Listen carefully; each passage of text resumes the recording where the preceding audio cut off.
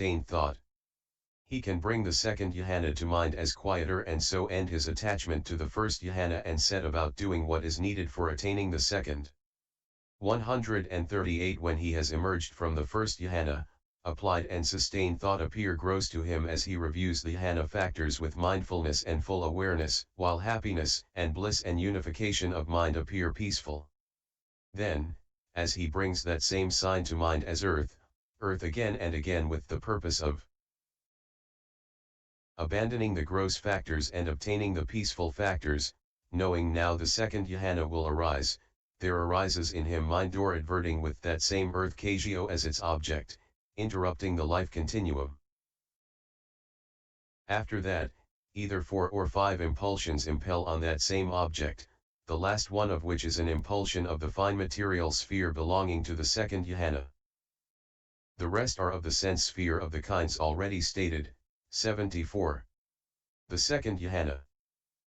139 And at this point, with the stilling of applied and sustained thought he enters upon and dwells in the second jhana, which has internal confidence and singleness of mind without applied thought, without sustained thought, with happiness and bliss born of concentration, Vibh 245, and so he has attained the second jhana, which abandons 2 factors, possesses 3 factors, is good in 3 ways, possesses 10 characteristics and is of the earth kasioa. 156. 140 Herein, with the stilling of applied and sustained thought, with the stilling, with the surmounting, of these 2, namely, applied thought and sustained thought, with their non-manifestation at the moment of the second jhana, is what is meant. Herein, although none of the states belonging to the first jhana exist in the second jhana, for the contact, etc., cm 325, in the first jhana are one and here they are another, it should be understood all the same that the phrase with the stilling of applied and sustained thought is expressed in this way in order to indicate that the attaining of the other jhanas, beginning with that of the second from the first, is affected by the surmounting of the gross factor in each case. 141 Internal, here one's own internal 41 is intended, but that much is actually stated in the Vibh with the words internally in oneself, Vibh 258. And since one's own internal is intended, the meaning here is this, born in oneself, generated in one's own continuity. 142 Confidence, it is faith that is called confidence. The jhana has confidence because it is associated with confidence as a cloth has blue color because it is associated with blue color. Or alternatively, that jhana is stated to have confidence because it makes the mind confident with the confidence possessed by it and by stilling the disturbance created by applied and sustained thought. And with this conception of the meaning the word construction must be taken as confidence of mind. But with the first mentioned conception of the meaning the words of mind must be construed with singleness. 42. 143 Here is the construction of the meaning in that case. Unique, aka, it comes up, Buddhist, thus it is single, ekoti, the meaning is, it comes up as the superlative, the best, because it is not overtopped by applied and sustained thought, for the best is called unique in the world. Or it is permissible to say that when deprived of applied and sustained thought it is unique, without companion.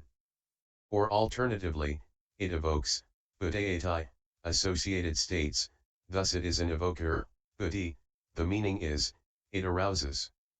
And that is unique, eka, in the sense of best, and it is an evoker, buddhi, thus it is a unique evoker, ekoti equals single. This is a term for concentration. Then, since the second jhana gives existingness to, bhavti, augments, this single thing, it gives singleness, ekodabhava.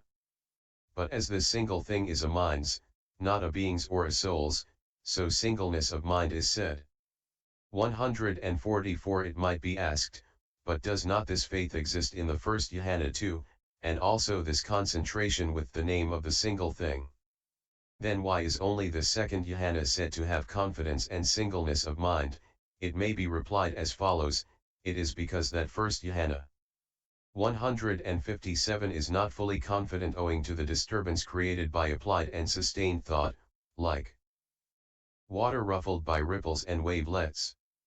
That is why, although faith does exist in it, it is not called confidence. And there too concentration is not fully evident because of the lack of full confidence. That is why it is not called singleness there. But in this second jhana faith is strong, having got a footing in the absence of the impediments of applied and sustained thought, and concentration is also evident through having strong faith as its companion. That may be understood as the reason why only this jhana is described in this way. 145 But that much is actually stated in the Vibh with the words, confidence is faith, having faith, trust, full confidence. Singleness of mind is steadiness of consciousness, right concentration, Vibh 258. And this commentary on the meaning should not be so understood as to conflict with the meaning stated in that way, but on the contrary so as to agree and concur with it. 146 Without applied thought, without sustained thought, since it has been abandoned by development, there is no applied thought in this, or of this, jhana, thus it is without applied thought. The same explanation applies to sustained thought. Also it is said in the Vibh, so this applied thought and this sustained thought are quieted, quietened, stilled, set at rest, set quite at rest, done away with, quite done away with 43 dried up, quite dried up, made an end of, hence it is said, without applied thought, without sustained thought, Vibh 258. Here it may be asked, has not this meaning already been established by the words with the stilling of applied and sustained thought? So why is it said again without applied thought, without sustained thoughts? It may be replied, yes, that meaning has already been established. But this does not indicate that meaning. Did we not say earlier, the phrase with the stilling of applied and sustained thought is expressed in this way in order to indicate that the act of attaining the other jhanas, beginning with that of the second from the first, is affected by the surmounting of the gross factor in each case. 140. 147 Besides, this confidence comes about with the act of stilling, not the darkness of defilement, but the applied and sustained thought. And the singleness comes about, not as in access jhana with the abandoning of the hindrances, nor as in the first jhana with the manifestation of the factors, but with the act of stilling the applied and sustained thought. So that first clause indicates the cause of the confidence and singleness. In the same way this jhana is without applied thought and without sustained thought, not as in the third and fourth jhanas or as in I-consciousness, etc., with just absence, but with the actual act of stilling the applied and sustained thought. So that first clause also indicates the cause of the state. Without applied and sustained thought, it does not indicate the bare absence of applied and sustained thought. 158 The bare absence of applied and sustained thought is indicated by the second clause, namely, without applied thought, without sustained thought. Consequently it needs to be stated notwithstanding that the first has already been stated. 148 Born of concentration, born of the first jhana. Concentration, or born of associated concentration, is the meaning. Herein, although the first was born of associated concentration too, still it is only this concentration that is quite worthy to be called concentration because of its complete confidence and extreme immobility due to absence of disturbance by applied and sustained thought. So only this jhana is called born of concentration, and that is in order to recommend it. With happiness and bliss is as already explained. Second in numerical series. Also second because entered upon second. 149 Then it was also said above which abandons two factors, possesses three factors, 139. Herein, the abandoning of two factors should be understood as the abandoning of applied thought and sustained thought. But while the hindrances are abandoned at the moment of the access of the first jhana, in the case of this jhana the applied thought and sustained thought are not abandoned at the moment of its access. It is only at the moment of actual absorption that the jhana arises without them. Hence they are called its factors of abandoning. 150 Its possession of three factors should be understood as the arising of the three, that is, happiness, bliss, and unification of mind. So when it is said in the Vibh, jhana, confidence, happiness, bliss, unification of mind, Vibh 258, this is said figuratively in order to show that jhana with its equipment. But, excepting the confidence, this jhana has literally three factors qua factors that have attained to the characteristic of lighting, c. 119, according as it is said, what is jhana of three factors on that occasion? It is happiness, bliss, unification of mind, Vibh 263. The rest is as in the case of the first jhana. 151 Once this has been obtained in this way, and he has mastery in the 5 ways already described, then on emerging from the now familiar second jhana he can regard the flaws in it thus: this attainment is threatened by the nearness of applied and sustained thought, whatever there is in it of happiness, of mental excitement, proclaims its grossness, di 37, and its factors are weakened by the grossness of the happiness so expressed. He can bring the third jhana to mind as quieter and so end his attachment to the second jhana and set about doing what is needed for attaining the third. 152 When he has emerged from the second jhana 159 happiness appears gross to him as he reviews the jhana factors with mindfulness and full awareness, while bliss and unification appear peaceful. Then as he brings that same sign to mind as earth again and again with the purpose of abandoning the gross factor and obtaining the peaceful factors, knowing now the third jhana will arise, there arises in him mind. Adverting with that same earth kasioa as its object, interrupting the life continuum.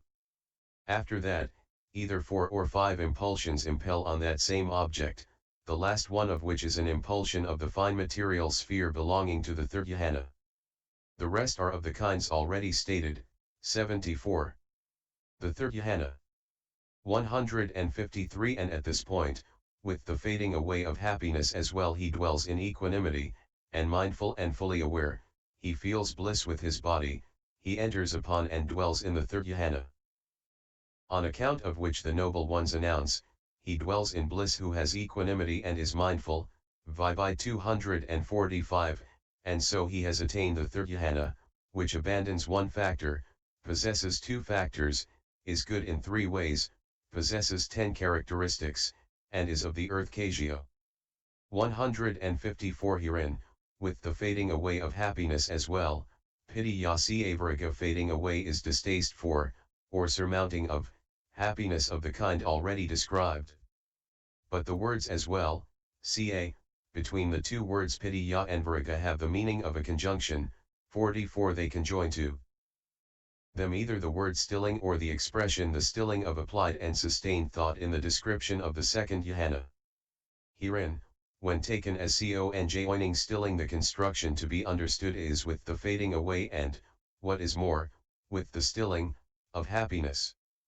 With this construction fading away has the meaning of distaste, so the meaning can be regarded as with distaste for, and with the stilling of, happiness. But when taken as conjoining the words stilling of applied and sustained thought, then the construction to be understood is with the fading of happiness and, further, with the stilling of applied and sustained thought. With this construction fading away has the meaning of surmounting, so this meaning can be regarded as with the surmounting of happiness and with the stilling of applied and sustained thought. 155 Of course, applied and sustained thought have already been stilled in the second jhana, too.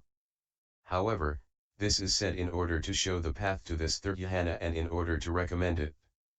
For when with the stilling of applied and sustained thought is said, it is declared that the path to this jhana is necessarily by the stilling of applied and sustained thought. And just as, although mistaken view of individuality, etc., are not abandoned in the attaining of the third noble path but in the first, yet when it is recommended by describing their abandonment thus, with the abandoning of the 5 lower fetters, AI 232, 160 then it awakens eagerness in those trying to attain that third noble path, so too, when the stilling of applied and sustained thought is mentioned, though they are not actually stilled here but in the second, this is a recommendation. Hence the meaning expressed is this, with the surmounting of happiness and with the stilling of applied and sustained thought. 156 He dwells in equanimity, it watches things as they arise, upapatito ikhati, thus it is equanimity, upekha, or onlooking, it sees fairly, sees without partiality, apakha is the meaning. A possessor of the third jhana is said to dwell in equanimity since he possesses equanimity that is clear, abundant, and sound. Equanimity is of 10 kinds, 6-factored equanimity, equanimity as a divine abiding. Equanimity as an enlightenment factor, equanimity of energy, equanimity about formations, equanimity as a feeling, equanimity about insight, equanimity as specific neutrality, equanimity of jhana and equanimity of purification. 157 Herein, 6-factored equanimity is a name for the equanimity in one whose cankers are destroyed. It is the mode of non-abandonment of the natural state of purity when desirable or undesirable objects of the 6 kinds come into focus in the 6 doors described thus.